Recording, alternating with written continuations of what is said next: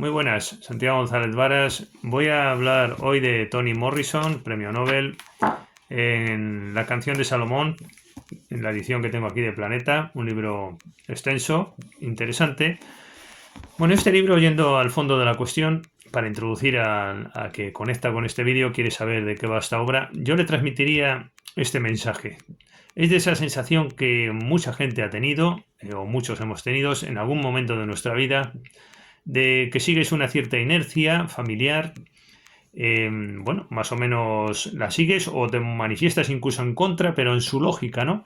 Y sin embargo, llega un momento en que te empiezas a preguntar por cosas más importantes de ti mismo, sin ir a cosas trascendentes ni místicas, sino de ti mismo, decir dónde están tus raíces, qué pinto yo aquí en este mundo, no estaré descuidando mi propia identidad, querría saber algo más de mí. Bueno, pues de estas cosas va el libro, que quizás mucha gente se haya preguntado, porque en esta novela el protagonista, que tiene el nombre de Milkman o lechero o el hombre leche, bueno, pues es un negro que parece que su vida estaba destinada pues a seguir los pasos de su padre en una inmobiliaria.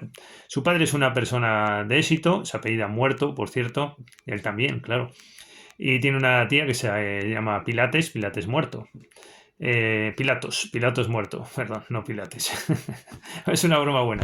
Bueno, pues en definitiva, bueno, pues el padre se dedica a una inmobiliaria, como decíamos, es una persona de éxito, de cierto éxito, y es la típica persona que, bueno, que pasa por alto los antecedentes familiares o las ocurrencias vitales que tuvo y que a los hijos sí se las cuenta, pero sin mayor trascendencia y un poco como evitando el anclarse en el pasado o en su propia vida personal. Y esto pues es bastante común, ¿no? Que los padres pues pasen un poco por alto, cuenten pocas cosas y que ellos en realidad lo que dan importancia pues es a la vorágine del día a día y ese deseo, ¿no? de mejorar, sobre todo económicamente en la vida. Bueno, pues el padre es uno de estos, es una persona que, hombre, no le llega lo mejor de lo mejor porque eso está reservado para los blancos, pero después de lo mejor que está reservado para los blancos, es un poco la sensación que uno tiene, por cierto, cuando estás en Alemania o en Francia o igual a la inversa también, ¿no? Que esos países son muy atractivos, pero lo mejor de lo mejor es difícil que uno como extranjero llegue a ello, ¿no? Bueno, pues aquí es un poco parecido. Lo mejor de lo mejor era para los blancos, el va que aquí es en tu propio país, que es en Estados Unidos, y también tiene mucho que ver la obra con esto, de que los negros tienen peor situación, lo veremos, si me acuerdo y lo cuento después. Pero bueno, con este desordenado diálogo que hago siempre, perdón, monólogo, bueno, pues, bueno, o diálogo con ustedes, llamémoslo como sea. Bueno, pues seguimos este discurso un poco loco. Pues en esto que el padre, en efecto, pues es esa persona que quiere mejorar de situación económica, que está envuelto en ese proceso y no piensa más allá, ¿no? Y le reserva a la sociedad pues hasta dónde puede llegar y llega incluso más allá de ello, ¿no? No lo mejor de lo mejor, que es lo que estábamos diciendo, pero sí lo que viene después, ¿no? Entonces pues vive bien, le salen bien las cosas, triunfa, tiene cierta riqueza y resulta que, bueno, pues quedaban ahí unos ciertos antecedentes familiares de que en el pueblo donde vivía, muy lejos de allí, pues mataron a su padre, se quedaron con las tierras unos blancos, bueno, la típica anécdota que no trascendió, el hijo lo oyó de niño y así quedó todo, pero el padre no lo daba tampoco mayor importancia, lo importante es que había salido adelante en la vida, con 16 años se trasladó a la gran ciudad y allí hizo pues una cierta fortuna y ese bienestar pues es lo importante, etcétera. Es un hombre de las oficinas, un hombre de negocios, del capitalismo liberal que tenemos desde hace 100 años, etcétera, ¿no? Bueno, y entonces este personaje, nuestro protagonista, pues empieza a cuestionarse cosas, realmente esta es la vida que yo quiero, tal. Bueno, y no está a gusto, no está a gusto con todo esto que le rodea, las desavenencias familiares típicas entre el padre y la madre, etcétera. Y bueno, y dice, yo voy a estar aquí viviendo de esta manera solo, pues tiene esa inquietud y quiere recorrer hacia el pasado y geográficamente el mundo de su propia identidad que ha dejado atrás su familia, ver qué ha ocurrido. Le inquietaba esto de ser negro, los antecedentes familiares, cómo habrán sido, no estaba tan lejana la esclavitud o algo parecido. porque claro, es que los americanos tienen la virtud de proclamar grandes derechos que todo el mundo lo estudia en la escuela, es igual que Francia, ¿no? La declaración de tal, la declaración de cual, de finales del siglo XVIII. Y oiga, ¿y eso qué? Si después estamos hablando de finales del siglo XX y todavía tenían movimientos sociales, que si Luther King, que si este, que si el otro, el Mayo francés, es muy significativo que haya sido en estos dos países precisamente. Entonces, ¿de qué hablamos de Revolución Francesa y de Declaración de Derechos de no sé qué y de Constitución de no sé cuál? Si después, durante 200 años, ha habido discriminación continuamente o periodos militaristas como en Francia, dictatoriales y monárquicos cuasi absolutos y absolutistas durante el siglo XIX, ¿de qué hablamos realmente? ¿De qué finales del siglo XVIII? ¿Qué progreso? Bueno, sí, un antecedente, algo que surgió ahí, pero que después no hubo continuidad y no hubo coherencia con esas declaraciones. Aquí lo estamos viendo, en pleno siglo XX, lo que está ocurriendo, lo que cuenta esta novela. Por cierto, esta novela no es una reivindicación de la lucha de los negros contra los blancos, aunque está este trasfondo. Hay un personaje que sí sigue esa retórica, que se llama Guitarra, el personaje Guitarra.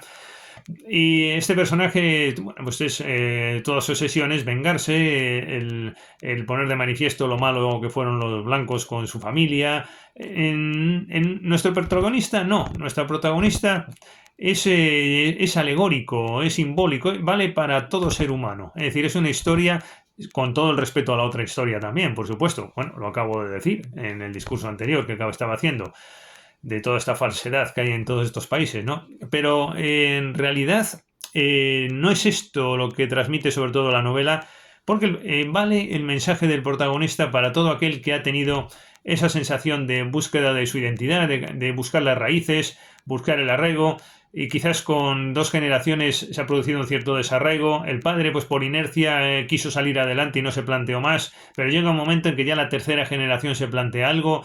Bueno, y si vuelvo a ese pueblo, ¿qué sensaciones voy a tener? Bueno, y es lo que hace en la segunda parte, volver a esa localidad, empieza a indagar. Allí hay gente que en efecto le cuenta la historia de su familia, lo que ocurrió, el asesinato que padeció el abuelo del protagonista, el padre de la inmobiliaria, y etcétera, etcétera. Bueno, allí conoce muchos personajes.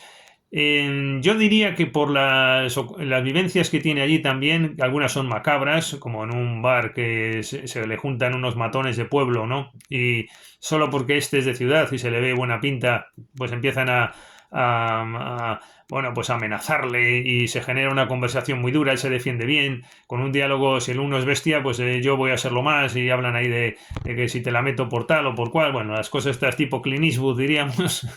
Bueno, entonces pues eso sigue avanzando. Yo creo que ahí, a raíz de ese tipo de historias, pues hombre, el protagonista podría haber dicho, oye, qué bien estas vivencias para darme cuenta de lo bien que vivía en mi localidad, ¿no? Con mi padre y mi madre, ¿no? Bueno, pero él sigue profundizando y allí pues le cuentan al final ya del libro unas historias ancestrales, medio legendarias, y aquí creo que se junta un punto de realismo mágico, yo diría. A mí me ha recordado al Reino de este mundo, ¿no? De Alejo Carpentier, esta obra, ¿no? Tan interesante, donde también se da esta cuestión, el reino de este mundo. Bueno, lo tengo aquí en mi libro, La cultura de Hispanoamérica, donde reseño la mejor cultura de Hispanoamérica desde 1492 hasta la actualidad, y reseño también este libro. Me ha recordado bastante a este elemento.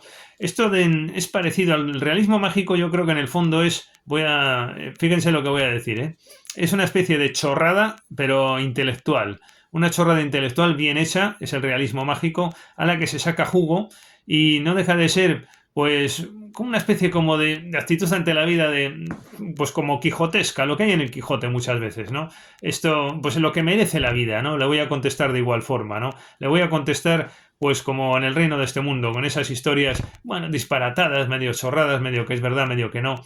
Y aquí, pues, en efecto, la cuestión es, como dice Toni Morrison, que los primeros africanos que llegaron con la esclavitud a Norteamérica sabían volar, y entonces se fueron volando